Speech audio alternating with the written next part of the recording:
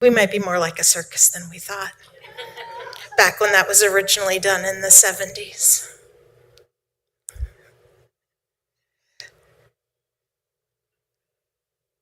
So we're just transitioning over for our next part after that. And yep, absolutely. Thank you so much, Josh. So we do have people that will be joining us from home as well. We are live streaming this event on Tattle's YouTube channel. And it will be posted on the Tattle website, tattle.org/democracy, which is our sort of gathering place for all of the events that we'll be doing this year. So this year, as you may know already, is our 250th birthday for the United States of America. And so the library has planned a year-long civics celebration for this.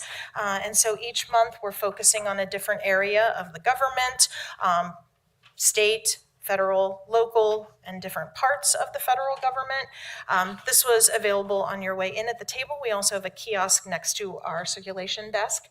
On the other side is a bingo sheet where you will be able to do the activities on the bingo sheet. When you get a bingo, come and see us at the library. We do have a little bit of democracy civic celebration swag for you, like my pin here. And so we do invite you to please come to and enjoy all of these events that we'll be having throughout the year for 2026. So my name is Melissa, and I am the Assistant Director for Outreach and Adult Services for Tattle here, and I'm again welcoming you all and thank you for coming. Tonight's program, Our Town, Our Democracy, is we're going to have a bit of a conversation, community conversation about the role of and the state of our local press and news media outlets currently in our society and, more importantly, locally. So let me introduce to you our panelists that we have joining us. I'm going to start at the far end with Jakob Wheeler, who is the owner of the Glen Arbor Sun and also the advisor for NMC's White Pine Press student newspaper. Then we have next to him Rebecca Pierce, who is the editor for the Traverse City Record Eagle. Next to her is Patrick Livingston, who is with Up North Live and 7 and 4 news editor, I believe. And then we've got our moderator for this evening, Michelle Perez, with WTCM and Midwestern Broadcasting. So thank you to all of you for joining us here this evening, and thank you to you all for coming here in the library, and also for those of you who are joining us from home. And I'll go ahead and turn this over to Michelle. Thank you. Good evening. Thank you, everyone, for being here. And to my fellow panelists, good evening. So I'm just going to start with a simple question. What would change in our community if there were no reporters that showed up to local meetings, that showed up to press junkets around town? What would it be like if you didn't have a reporter in the school board meetings or you're at a local council meeting? What would that look like? And not just 1 day or 2 days, but 6 months down the road. And tonight specifically, we're going to discuss the role of news. And the role of news media in America has evolved dramatically from print newspapers to radio, which is what I do, strictly radio, to 24-hour cable, to television, of course, to social media, and now to artificial intelligence. And information has never moved faster. Access to information has never been more broader, and yet trust does seem ever more fragile than it ever has been when it comes to news media. And yet tonight, so we're just going to ask whether, we're not just going to ask whether journalism is changing, it always has, but we're going to ask something deeper. What is local news for?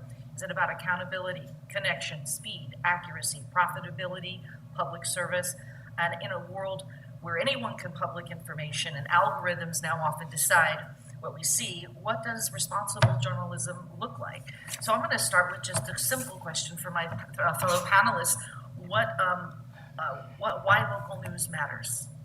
And we'll just start right to left, and it's very informal, so go ahead. Yeah, well, I mean, I think information empowers people. It gives them power and knowledge to help them in their lives and make a difference. And if you don't have somebody there getting that information, passing that information along to, in our case, we have 25 counties, so that's thousands of people.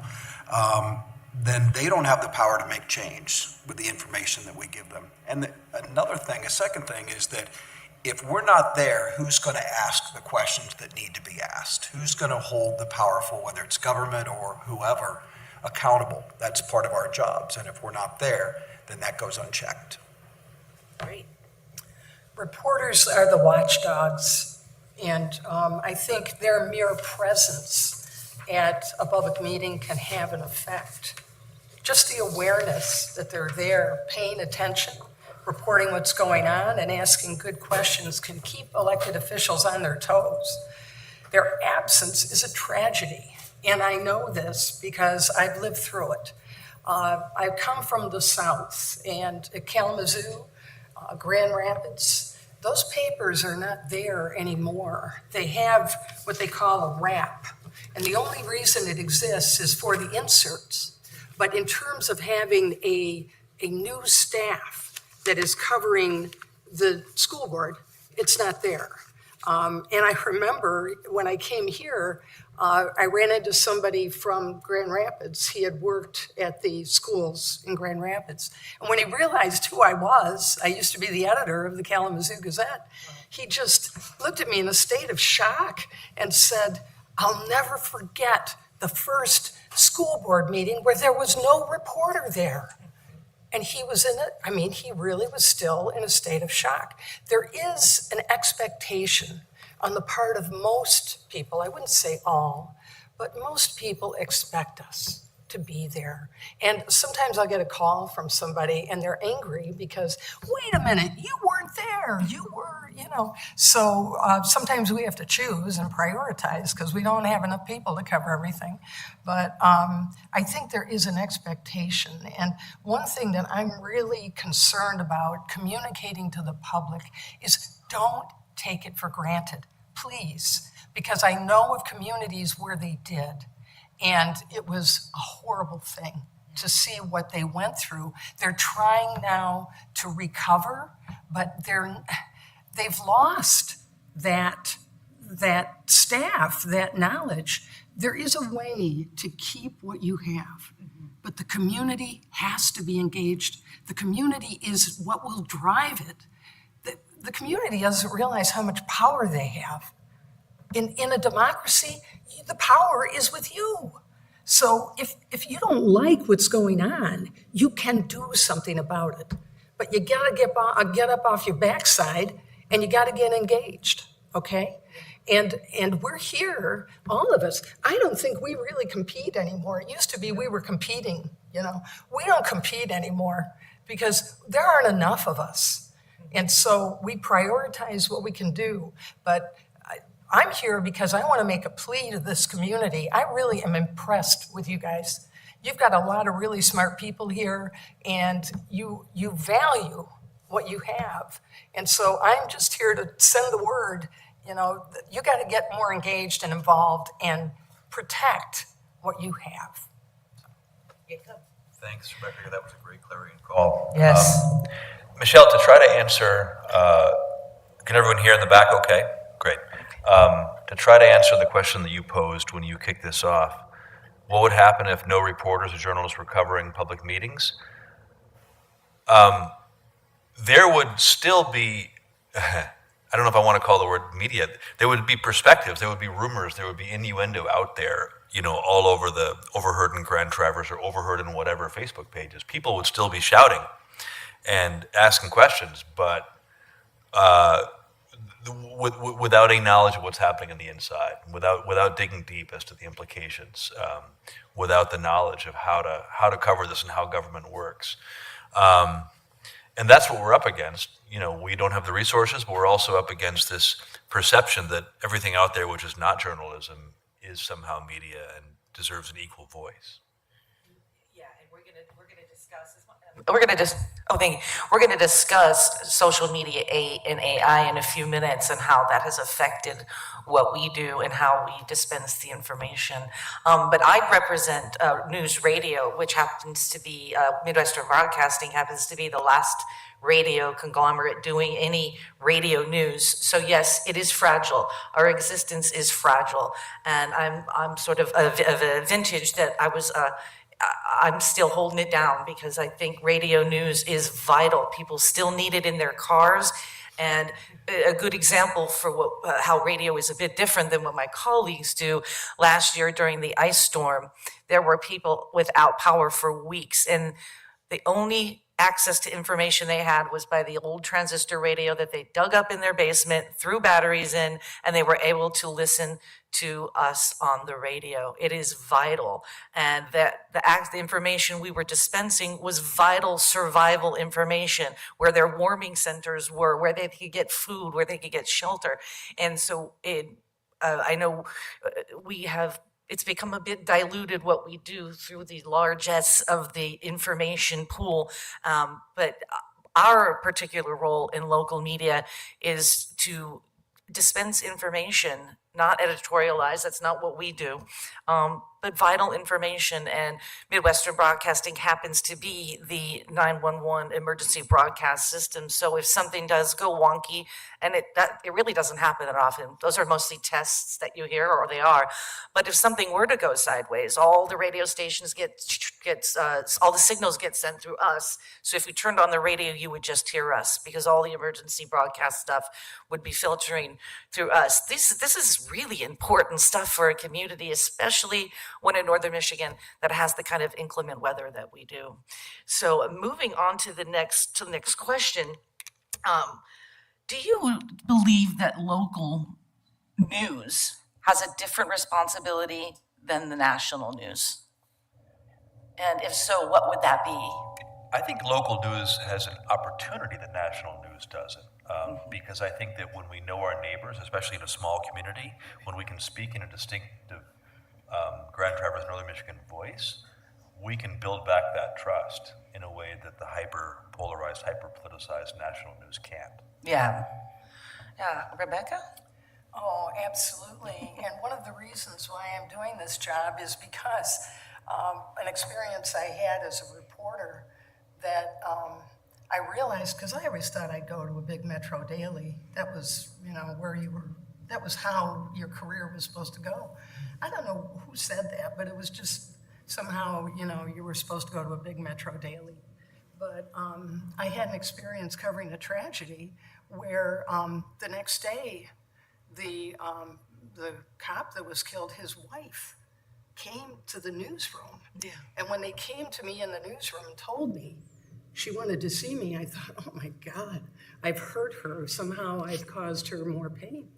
And I went out to meet her, and she held her arms out and said, thank you. And I realized the power of what we do in community journalism is unlike anything anywhere else. We know each other, and that is powerful. So, I get a call from somebody, and they're asking me to do something, and I'm going to try to do it. And then I'll ask them, oh, by the way, do you subscribe? And you know what they say? No. We don't get, people are asking the newspaper to do stuff, and they don't even subscribe. And you know what? We'll do it. But I think we've got to get to a point where people understand. They go through what I found out about what people do to avoid buying the newspaper. What the internet has done with this free information, everything's free. People don't want to pay for anything anymore. What's the saying? If you're not paying for the product, you are the product. Well, that's true. But with the newspaper, what we do has value. This is not something that is just a freebie. It's something that's really important, and it has value. But so the local news is unlike anything, I think, anywhere else, and that's why I'm here. I've never seen anything with more power to affect change and to really help people in a way that I don't think anything else can. Thank you so much. And I'll just piggyback. I think local news can give perspective because, as they both said, we live here, we work here. And, I looked at some research a couple weeks ago, and it was interesting how far down the chain when you ask, who do you trust? National news is way down. We're the last, really, as far as media, bastion of holding on. We have 41%, and that's down. Trust local news, where national news is in the 20s. So, I think they build relationships with us because in my medium, they see us or they see a byline, and I think that builds trust if you have the product that can be trustworthy, I guess. It's still up to us to make sure that we have that. It's a great segue because next I wanted to talk about trust and the relationship we have with our audience. And as I said in the beginning, that it seems that trust in the media has waned a great deal in the last 10 years. And I know for me, what I do, I get pushed a lot. Why aren't you talking about this? Why aren't you talking about this? And I can assure you, I am the stopgap. No news goes out over the air that I don't really know about, except for my colleagues. We have a collaborative relationship, so we don't compete. Up North Live does some afternoon news for Midwestern Broadcasting. But I would rather wait. I'm not going to air something that I haven't confirmed. And I know that that's what I do. So I don't and that's by way of talking with somebody personally, a press release. I don't confirm names. I don't confirm deaths. And this is a very difficult situation because very often family has already taken to social media. The rumors have already hit the streets and people want us, and me, that is, to put that into a news report and talk about it at the top of the hour, and I simply refuse. So trust in the media, local media. Just a quick general question. Does the relationship with readers or viewers feel different than it did 15 to 20 years ago or even 30? I just said, I think Yeah. there is less trust. And I think we all see it in media in our everyday lives is there's a lot of division right now. And no matter what we put on our airwaves, I may get 10 emails and I'll have 5 that say I'm too liberal and I have 5 that tell me you're conservative. I figure if I'm right in the middle, we're doing our jobs. But people are so divided and in some ways angry. And so, you have to be very careful to be accurate. That there's an old saying that, first is preferred, but accuracy is demanded. So we have to be accurate and we have to build trust. You can't just, we try to earn it by what we do every day. And it's really important, but it's waning. So we have to change as well with the way people consume their news and what they want from us. And if we don't change, we're going to be Blockbuster, right? Yeah. So My we goodness. have to change and continue to do the things that our audience says is important to them. And sometimes we might not do that. So we have to always earn that trust and build it. Yeah. I think there's a generational difference too. There are people who they have an expectation, they want the news delivered, whether it's on a screen or on their mailbox or front porch. They have an expectation, and that's good. I want them to expect high standards. But I worry about the younger generations coming up. And I feel like there may be an opportunity with the kids in school right now. I spoke to 300. I spent the day at school and had classes coming in of about 30 kids per class. And I was expecting that it was going to be they're going to be pretty bored. They're going to be looking at the ceiling and, doing other stuff. I was amazed at the intensity of these kids. And I think they're paying attention, and I think they're pretty anxious about what's going on in the world. And when the editor of the local newspaper came in, they wanted to know, what I was doing, and what am I doing about it? Mm-hmm. And what opportunities are there for them? But I feel like we need to have a way to reach a younger audience. And I'm looking. Part of my problem is we can't train them. We just don't have enough people. There was a time when we could have training, But the knowledge of how to be a reporter, it's not easy. People think this is, who, what, when, where, how, why. It's not easy. And in fact, with all the tools now, it's worse. It's harder to reach people than you think with the phones and everything, it'd be easy. It's not. People screen you out. They're not taking your calls because they can, they know who you are. So it's very hard to do this job. And it's the relationship you have with your audience depends on their generation, depends on where they live, if they're in the urban area or rural, what their expectation is. I mean, there's so many variables. Thank you. And Jacob, how does that work? How would you answer that, especially with regards to print media? And has that relationship changed since you started? Relationship with print media? Yeah, with the consumers of print media. Well, as news manifests and explodes in 1,000 different ways every month, right? With first the web and now social media and now AI, it gets in one sense we're further and further away from print media being the trusted source, and that's a tragedy. I think though one of the ways to cut through this and differentiate good reporting and actual journalism from the kind of the rumor mill, the social media rumor mill, is the stories that we publish, whether it's the next day or the next week or the next month, to provide context, Right. to show why, to provide context, to show relevancy, to almost show like a deeper truth to why this story is relevant. The Glen Arbor Sun, which is my main hustle, which I publish, doesn't publish all that frequently. It's once a month. It's right now every other week in the summertime, online approximately every other day. I'm thinking though to, the Walmart stabbings in town last summer, which, was a terrible tragedy and awful. And what it led to in the hours that followed was a whole bunch of just false rumors being put out all over social media. And people, of course, had a hunger to know what was going on because it was a tragedy. But I think local journalism did a really good job of slowing down and not reporting what we knew until we knew it was true. We published a story only a couple weeks after that, and it was about one of the victims, a tribal member who lived in Leelanau County. And basically the story we told was how she's doing now and how that affected her and her family, and having to spend, almost a week at Munson. And I think that was a valuable story, not a breaking news, but a story later on to provide context. And that's where, perhaps print can really shine. And I'm just one last question on that note.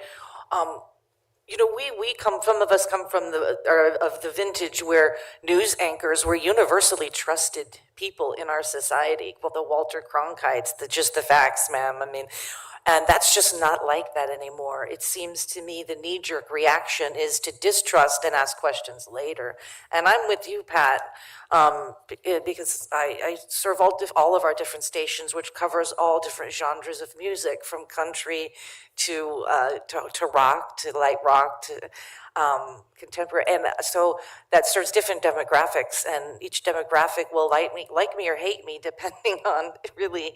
But I'm with you. It really doesn't seem to matter if I'm just giving the story. Some people don't even want the story told. Whether it's just the facts, why are you even talking about it? And that would seem to paint me into one corner or the other, depending on the willingness to just even air the story, which is kind of concerning that it is like that. And why do you, in your opinions, why do you think that shift? There's been that shift. We all know, some of us, they dismantled the fairness doctrine in the 80s. I think that has something to do with the starting to distrust even the news anchors. But what is your opinion? And we'll start down with Jacob this time on why that has happened. Where has there been a shift where, say, news anchors and people reporting the news, once universally trusted, now the knee-jerk reaction is to sort of distrust them first and then ask questions? Yeah. I mean, the social media algorithms and the way cable news before that really was marketed news, in air quotes sometimes, is not put out to inform, but to reassure what you thought you already believed, right? Yeah. News that, speaks to the emotions, not to the brain. I feel like one good lesson that we should tell ourselves and our students and our kids is the news story you're hearing, does it feel like it speaks to your brain, or does it just get you excited and up in arms and angry? And if it's the latter, then maybe you should pause and think, what was the point of that news story, and what's the goal with that story? I mean, news should teach us something, right? Yeah. Or inform us. Yeah, and Rebecca. I think one of the things that we've lost is, and I have a bias because I'm an editor, is we don't have any gatekeeping. And online, on the web, it's the Wild West. I remember before the internet, okay, when I was starting in my career and we realized what was coming, and there was great rejoicing. I mean, it was seen as the great leveler. The internet would provide news to all, where it used to be that there were people who were too poor or people who were too isolated, or for whatever reason, people could not get the level of news that others could. And it wasn't fair. Everyone should have access. Freedom of the press in this country, right? Everybody should have the news. They should be able to get it. And the internet was going to take care of that. And we were just so happy. I mean, oh, wow, what are we going to do with this? We're going to have this great thing.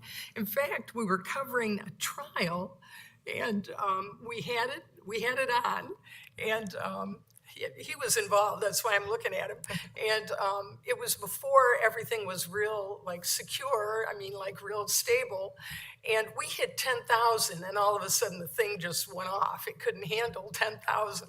But, 10,000 viewers. And Right, in one day, which was amazing. We were lucky because Court TV decided to cover this trial, so they wired everything, but they were also considered to be pooled. So I sat in this little airless room with my Mac and my modem and my little converter for the audio, and we used FireWire. That was really incredibly slow. And I sat there and we just fired that out into the internet. It was a service that we used. Yeah. Yep. And all the Grand Rapids and the South Bend TV stations all used our feed. Court TV used our feed from Atlanta. Wow. Because we were the only people who were doing it. yes. And so it was an awful story, but it was a lot of it. Yeah, but the ability to provide the news to all without what the term is, without fear or favor. Anybody should have access to news, and that was what the internet was about. And when I look at it now, I feel such grief. I'm sorry, but I'm really invested in all my years in this business, and I want it to work well for the public. I want the people and the community to thrive, but they can't because they're getting junk. They're getting junk. And I get calls from people. I get mad about this because they're calling me and they're going, well, there's this video. There's this video. Why aren't you doing a story? This video is an outrage. And I said, why do you believe this video? Why do you think this is true? There's a reason why I'm not reporting that. Because it's a fake, it's not real. But you hear this term fake news and it offends me because it's applied to us. And we are not, we're anything but that. But there is so much junk. And I think the key is gatekeeping somehow or other, and not trying to control the news, but to have some way. And the legislature, you just thought that three-ring circus thing? Get the legislature involved and let's have some good law to protect freedom of the press and protect the news so that it is trustworthy. Let's have gatekeeping in a way that we can trust. So you can go anywhere you want online. You can look at the junk. You can, if you want to go see that stuff, that's your decision. But that you would have a place you can go that you know is trustworthy and is protected under law, that it has gatekeeping that protects your kids from seeing stuff they shouldn't see. I mean, the stuff we report in our newspaper is safe for family, you know? We're trying to do right by people, but I don't know. It's just, how do you protect? Right. Protect it. Right, and answering that, and Pat, from your experience in TV news, where the face of the anchors was such a comfort to people in times of strife in our country. They would turn on the news and people would be comforted. And now it seems that that's not the case. Locally, I think that we are, there's, like you said, a little bit more trust. What is, from your experience, what do you think, where did that shift happen? What happened? Where did Americans stop trusting their news anchors?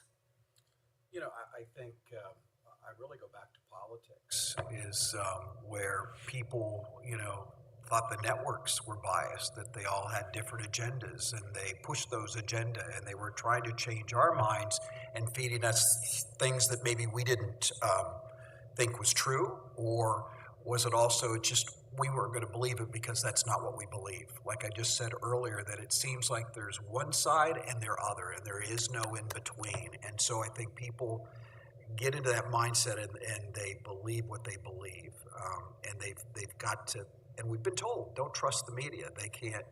They're not going to provide you with the truth. I don't think that's true locally. Again, because all the reasons we talked about, of having perspective, of living here. You know, this is an older market. You know, 55 plus is a majority of our markets. They still watch TV. They still read newspapers, and you know, I think there's still a trust here, and that shows in that research that 41%. You'd like it to be higher, but it's higher than anything else out there. And by the way, Congress was last as far as, you know, this research of who do you trust. And do you know what organization was first? Your local library. There you go. Your local Michelle knew because I've already told Michelle that. So I love that. But again, it still comes back to us that we have to earn the trust, make sure that we are accurate and we are serving what, you know, our Northern Michigan values or views. We have to know our market, and we have to give them the news that they want. Our saying in our newsroom is we're going to empower, protect, and alert. So we kind of that's our goal every day, is to do that. And that goes back to giving you information that you need to know to empower you to live your lives. That's a great answer. And speaking from from Midwestern Broadcasting, I mean, it does not serve us any good to editorialize our headline news. It doesn't do us any good to be biased at the local level, because we do serve the purpose, and that the one purpose, and that is to serve our community.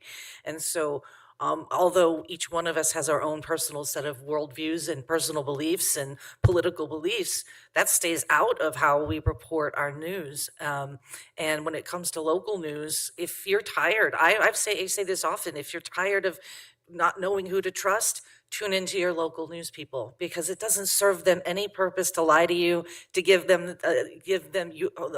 you their perspective. It can just tell you, yes, there was the State of the Union address happened last night. These are the things that were said. Those things can be reported on without giving a perspective. Those are just facts that, yes, this happened. This is the things that were said. If you want to learn more, you go do more. So yes, I agree. Local is definitely something that people can take comfort in. Yeah, please. How many watched the State of the Union address last night? Parts of it, right?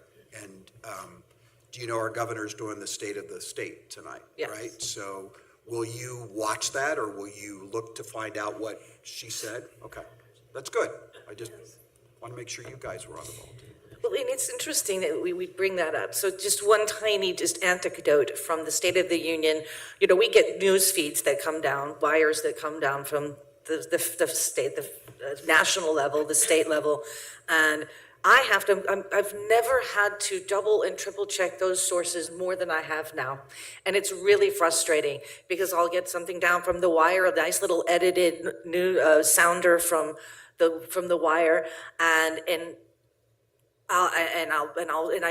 once I go, then I have to go to the speech and listen to the 2 minutes surrounding it, and this clip it can be completely taken out of the wrong context, and it's frustrating. So I can completely sympathize with the general public. Like, it's so easy, and as news people, it's our job to do that, to go double check those little news sounders that we get from the wires, because this 12-second clip completely made it sound like something different. And it didn't really even matter which way it lands on the political strata.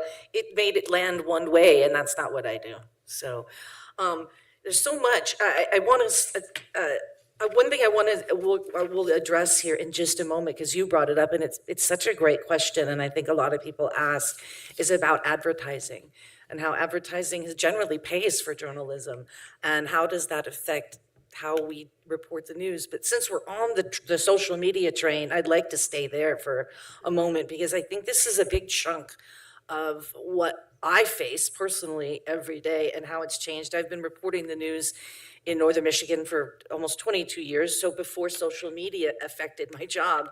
And now it is, so the role of social media in America, I mean, it has changed so dramatically. And unfortunately, do we have, one big question that a concern, or one big question is, are reporters now competing with influencers for information? Because you can go to any influencer who gets a large following, and they're going to hang their hat out and say, I'm doing news for Northern Michigan. And so are we competing with social media influencers, whether it's YouTube, X, Facebook? What do you say, Pat? Well, I think in that same research that people will get their news and will follow influencers. And depending on who it is, they may trust or may not trust, but it's kind of built again over what they've seen from this person. Social media is a problem, but it's also a place that we have to be, right? Because everybody consumes their news differently. My reporters and producers are right out of college. And I always ask them, how do you consume your news? And very rarely do I hear television. I hear my phone, my Facebook. So we make it a point that not only are we delivering the broadcast, but we want to have a voice on TikTok, on X, on YouTube, and on Facebook. We have to be there to reach all the people that we want to reach. And while television viewing has gone down and newspaper has gone down, our voice has actually gone up because we have more platforms to get our news message out, our news information. So that's kind of a good thing, but we have to be there. How about you, Rebecca? How's it changed for you? The situation is such that it's competing for people's time. I would never put one of our reporters against another content creator. Or if you saw Saturday's paper, Northern Living, very good story about content creators that you should take a look at. It's very, very helpful. And I think it raises questions about the industry now taking advantage of young people, that these content creators, you're talking to kids in school, and what do you want to be? I want to be an influencer. Yeah. They basically want to go into sales, I guess. But the way I look at what we do is we are reporting in depth and in breadth, and nobody can do it like we can, okay? There is nobody that's doing what we're doing. And I would never compete with TV or radio in terms of like breaking news, we can, but rarely can we, we're not set up for that. We do have we provide it in whatever format people want. So if they want it online, they got it online. And our growth online is significant. But we're doing things the tools suit what we're doing. So if we're writing about the homeless, we're going to give you a thorough story with just about everybody who's involved. And then we're going to go to Ann Arbor and tell you about how they're dealing with it there. And we're going to go to Rockford, Illinois, and we're going to tell you about how they're dealing with it there. We cast the net very broadly, but we've got videos online. We're telling the stories online. So you can see Road Dog talking about how he's living the most perfect life in the Pines. And you know, what an interesting view it is. It's the most gorgeous place to live. He said, my only problem is my neighbors. But, you know, so we provide everything in the format that the medium suits. So we'll do it online, we'll do it video, we'll try to break it if we can, but that isn't the be all and end all of what we do. Our pride is in the work that no one else knows how to do. And my message here tonight, if you don't hear anything else, I'm looking for reporters, okay? If you know of anybody out there, but it's hard work and they got to learn how to do it right. Because we don't want to make mistakes. We want to do it right and we want to treat our community well. But I don't think we compete in terms of the actual work we do. No, We absolutely. compete in terms of the time that people have. And people are spending a ton of time looking at junk online, okay? And how much time have you got in a day to look at stuff, you know? So I would love it if they would spend some time with what we do, because I guarantee it will help their psyche and they will have a better understanding of their world and they will feel a lot less stress, because a lot of the junk they're doing just causes stress and people can't cope with that. So I think we are the answer to a healthy psyche in our community. So Jacob, how about you? that's my ad. Yeah, I love that. We are. It's true. I love the rally cry, Rebecca. Yeah. No, I mean, of course, in terms of scrolling and in terms of, you know, seconds wasted with your eyes and your attention, of course, in a way, we have to compete with influencers, right? But where we set ourselves, well, where we distinguish ourselves from influencers, you know, all media, print, TV, radio, you know, day after, week after, analytical print. Where we set ourselves aside is we provide context, we provide relevance, we tell, why does the story matter to you? We offer a larger truth, a larger value proposition that influencer and someone just posting on social media who happens to have a smartphone and can film anything that they can't offer. I mean, you mentioned the ice storm. Oh, sorry. You mentioned the ice storm, which is a perfect example. I mean, when a community is in a dire situation, it looks to those who can help and those who can provide information. And we can provide information, context, how long before your electricity comes on, what roads are out, who's hurting, who can provide help, who can provide food. We can do these things. And it's so valuable.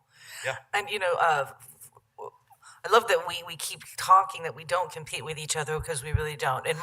From radio's perspective, you know, our newsroom is 80 years of experience doing news in Northern Michigan, a long legacy. And I took over for my mentor, Joel Frank, who was the news director for decades in the same newsroom. So we have a long legacy of news in Northern Michigan. And I'm only now, just in 2026, starting to post video updates of news. We have stayed away from it, not because we've avoided or buried our head in the sand, but we are a radio news station. But it is, I'm with you, it's not something we can avoid, and it can only strengthen our presence in the community. Because people still will understand we're news people, and that's what we do for a living. We're not social media people. We're news people doing social media, not the other way around. But you know, younger people, that's how they want to I mean, Yes. they want it in 30 seconds, 60 minutes, 60 seconds. That's their attention span for a lot of them. So at least you got to be there providing what you can in that 60 seconds to get something across. But can it be a teaser? I mean, can we use that quick video as a teaser for the broader story in the way that our lead and our nut graph ought to do a good job of making you want to read further? You know, Right. I think what we have found is the people that are on, you know, people are on cross platforms, but the people that are The majority of people on those, they don't want a teaser, they want that, because they're not necessarily going to go watch television at 6 and 11 in that particular group. Some will, but, so that's what we found in our research, and that's why we just try to develop whatever our product. There's one for broadcast, there's one for X, there's one for YouTube, and there's one for Facebook, and they all have to be different and in the form of how they want to consume it and how long they have to spend. Yeah. That's kind of where we've come to. Yeah, and I didn't know, Heather, Melissa, is there questions that no? Okay, I just didn't, Sorry. I didn't want to, I forgot to mention this at the beginning.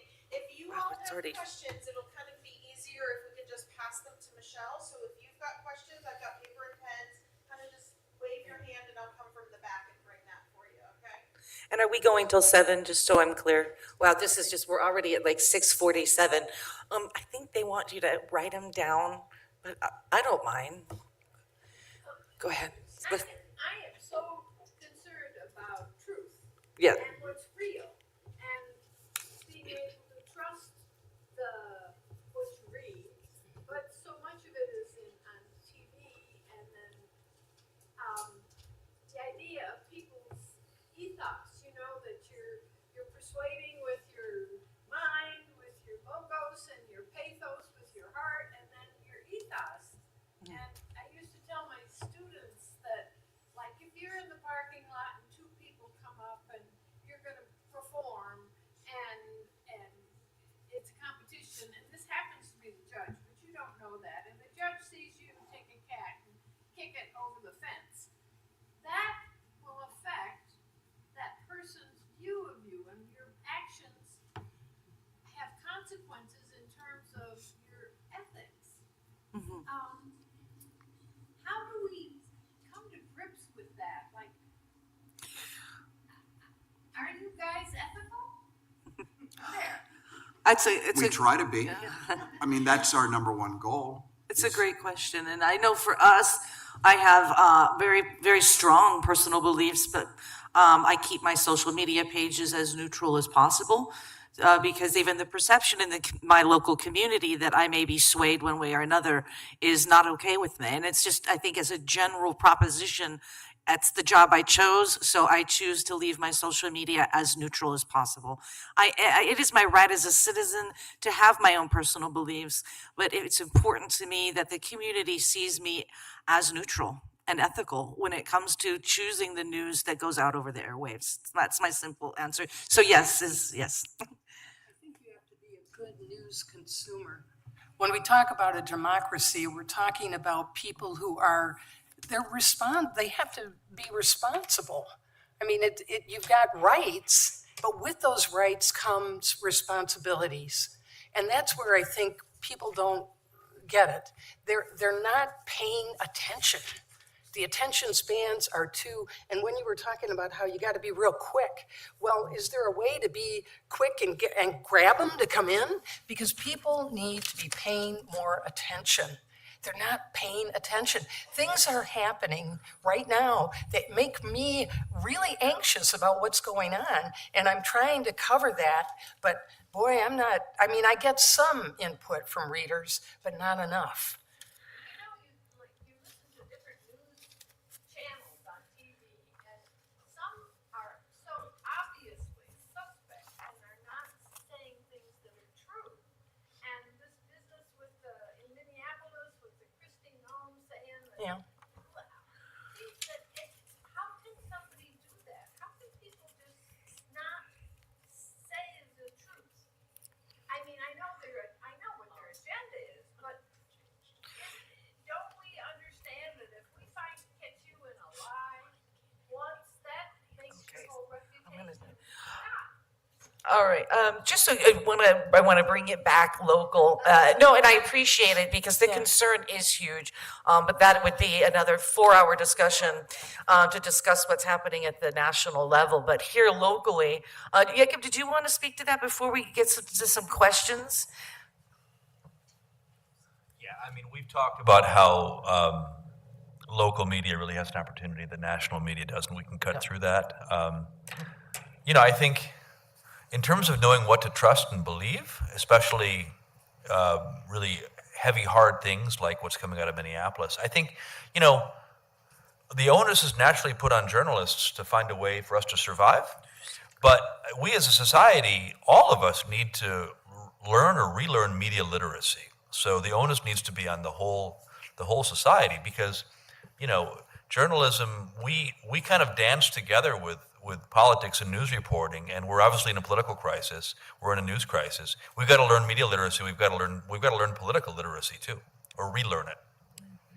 All right, so our discussion went so well. We're almost we are at 8 minutes, but these are great questions. And the very first one is a great segue, because it is a question about money and advertising.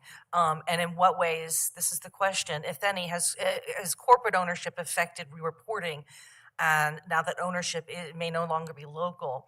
And my question to piggyback on that was, historically, advertising has funded journalism. How has that evolved? And how has that changed how the news is being delivered, if at all, in your organizations? And I'm just going to keep the answers as quick as possible, because we have some great questions. So we're going to start with Up North Live. It hasn't. I've been here since 2011. I've never had a general manager come in and say, can you do a story on this advertiser? In my reporting career, I have. I've had to hold a couple of stories because it involved a major advertiser.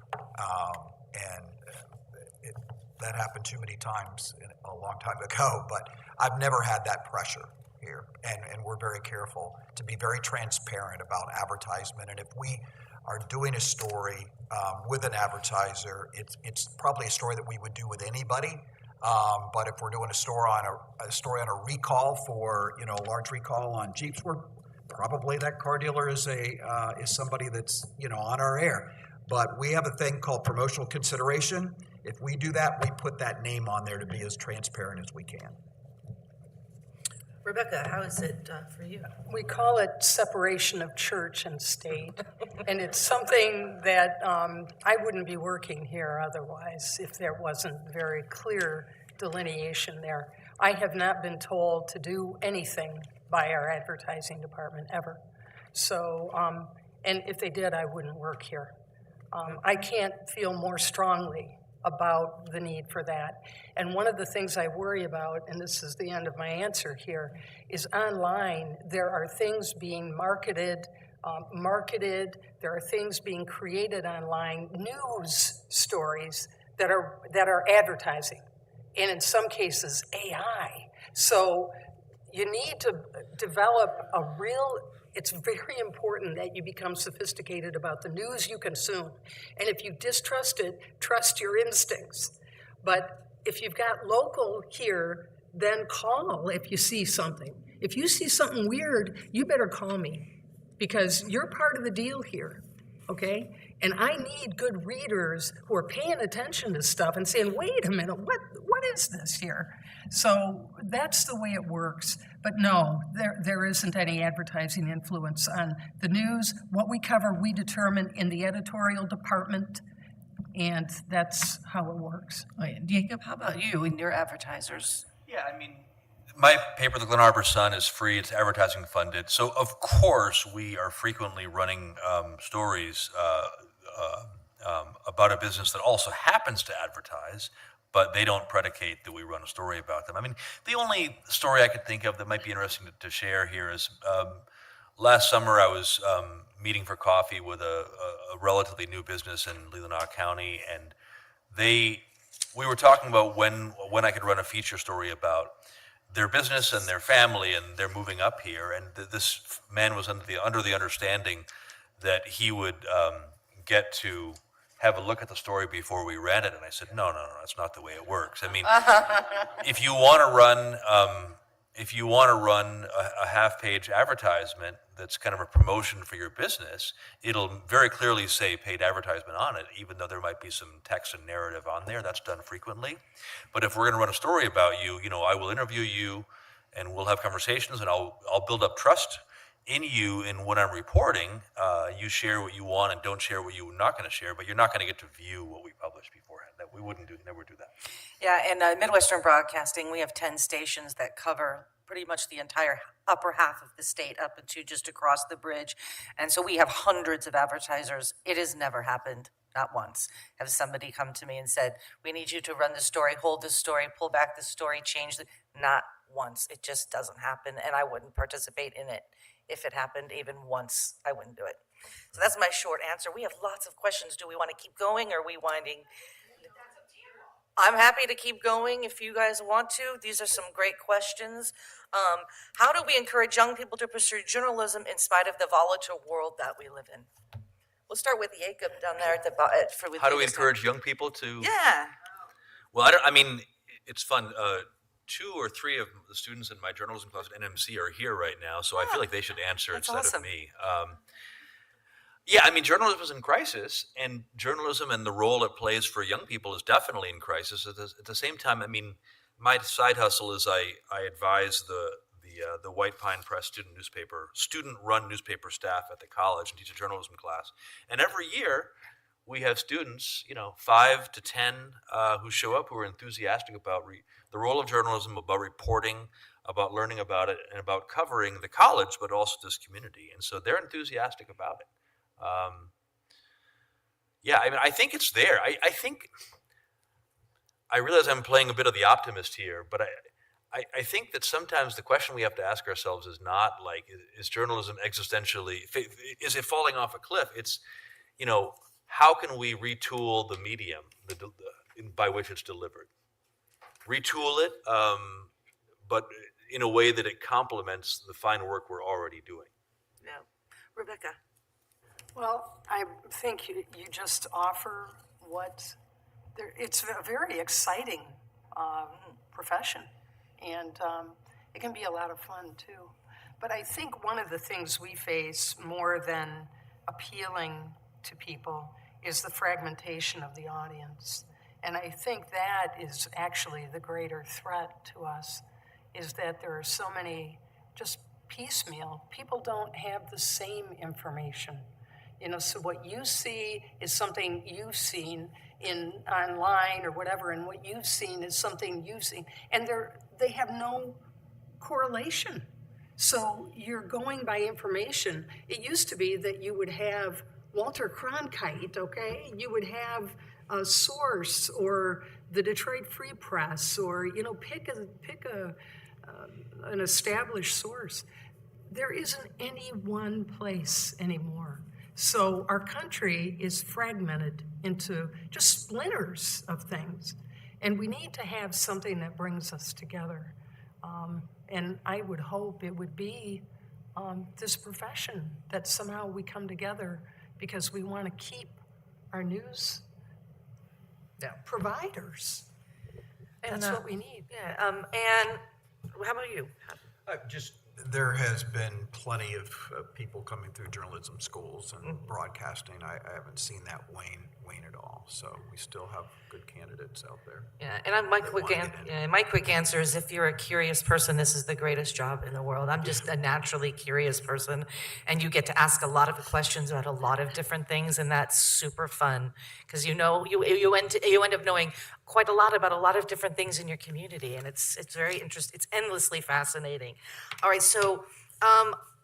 This is another. Was there a moment in your career where you felt hopeless or discouraged, and how did you re-engage or reconnect with what matters? We'll start with you. It's a great question. I've been doing this 38 years, and I still get up in the morning happy to come into work. I haven't faced that yet, so it's a great job. You never know what's going to happen today. I remember walking into the newsroom in the morning of 9/11, and I look up and I see one of the towers exploding, and so we went on the air that day at noon and didn't go off till midnight. So you never know what's going to happen in the news business, and that's awesome. Probably the loss of my paper. I was the editor, the first woman editor of the Kalamazoo Gazette. It was a wonderful newspaper.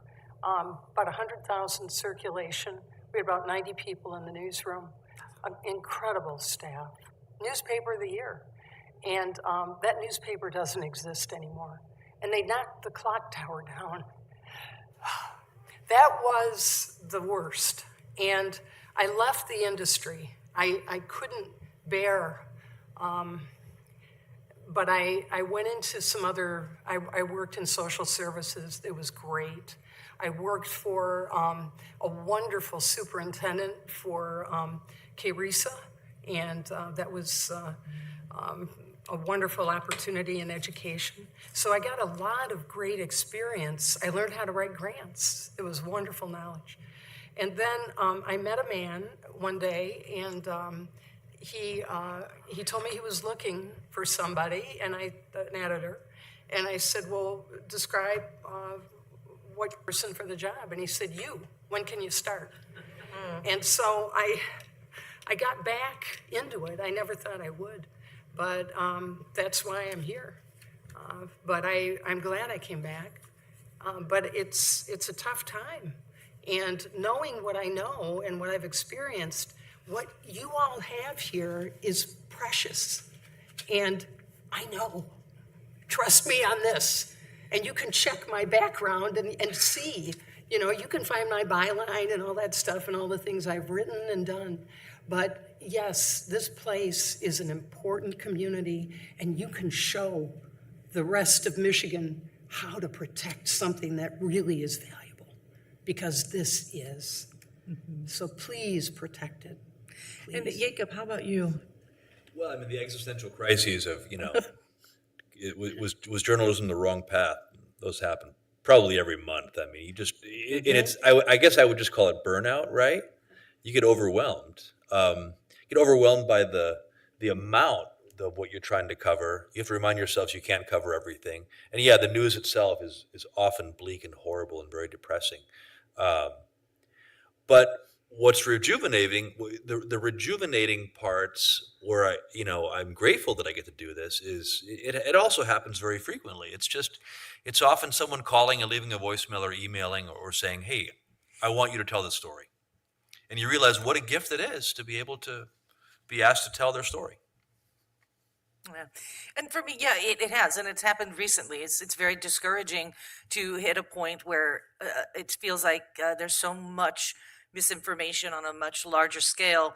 But what really helps me is always re-engaging locally. We're local news, and we can really shield ourselves from that. And it's not that we are not. I do some national news on a few stations, but that's just really headline stuff. I don't have to do any deep dives into it, which is nice. So I can sort of avoid that mess if I want to, and I think most of us can. And so it's just re-engaging locally and seeing how great this community is, and because it really is, and in finding those, being able to help during the time of a disaster, knowing that we can be there and help. I mean, that is just priceless. Now this next question, are we still good? I mean, it's after 7, and I don't want to keep anyone here that doesn't want to be here. Oh, it did? Okay, well, it's okay. But how does social media affect your ability to get responses from sources, especially politicians who can now get their message out in so many other ways? That's a great question. Personally, I have experienced a greater response from our politicians than I ever have. I haven't noticed, especially any of our state representatives in Northern Michigan. They're so communicative. They send out their releases in a very consistent way, posting their coffee hours every month. I haven't noticed a lapse in that at all. And in fact, with law enforcement, it's much you're less likely to get a sergeant or the chief on the line because they post that stuff so quickly now online, which for me is fine. I just want the information.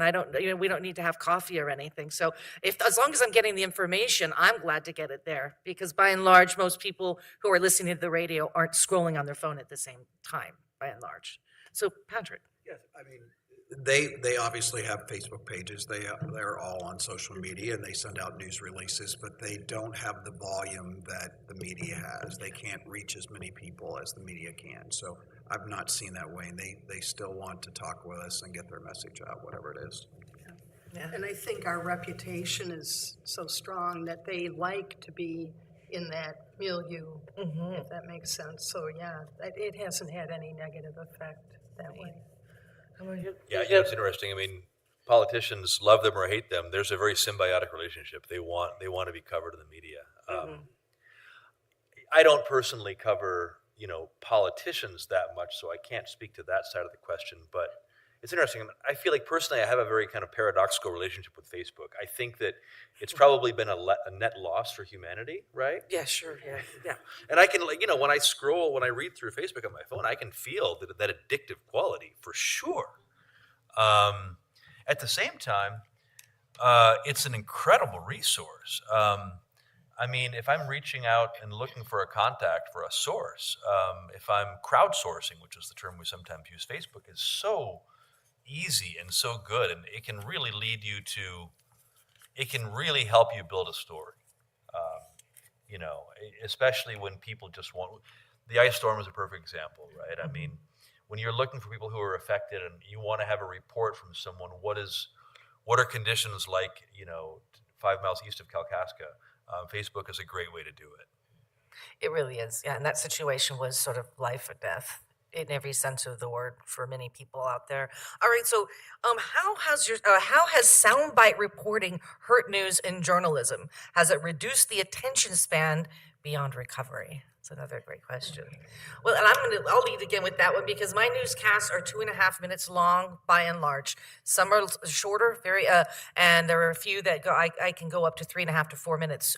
And I tend to want to do at least 5 stories in that 2.5 minutes. So I have to economize my words, like probably more than most of my colleagues. So I have to get the right information quickly, fast, and out there. So I am sort of the soundbite queen. But how does it affect my job? I gave you an anecdote earlier.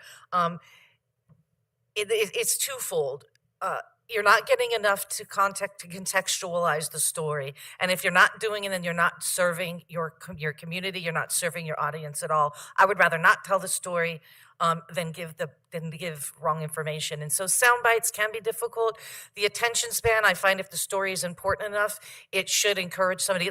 For me, I'm hoping that my 2.5 minutes will encourage people to go pick up their newspaper or pick up or turn on the television and get more of the story, because I don't do more than that. Or pick up the Glen Arbor Sun if I'm reporting on something in the county. So it's the soundbite world is sort of my world. And yeah, it's a thing. I don't know if we recover from it. That's a great question. What do you think, Patrick? Well, as long as you have context around Yeah. the story with that soundbite, and a lot of times if we're doing long-form interviews and it's an important person or a large story, we'll put the entire interview on YouTube or on X, and where some people can go and watch it if they have the time to do so. But it just you have to be responsible and make sure that fits with the story and tells the complete story. I think the consumer is in the driver's seat, and the question seems to assume that somehow we're controlling it. We're not. It's up to the consumer, and they consume what they want in the time that they have, and we'll give them whatever we can, and hope that they come back. Yeah. How about you, Jacob? By consumer, we mean citizen, right? Yeah. Media literacy. Hopefully, all citizens are consumers. Hopefully that's right. And all consumers need to be engaged voting citizens too. Yes. Oh boy. Right. Yeah, sound bites. You quote someone accurately, and if you only have one quote to use, you try to choose a quote that accurately represents what they're trying to say. That's fairness. Yeah. So this is sort of for print media. So this one actually is specifically, this one's for you. And I may let you take care of that one because it asks why you did not endorse a mayor, and I don't know if that's something we want to do, but we'll go into this other question. Is there a viable model for local newspapers going forward?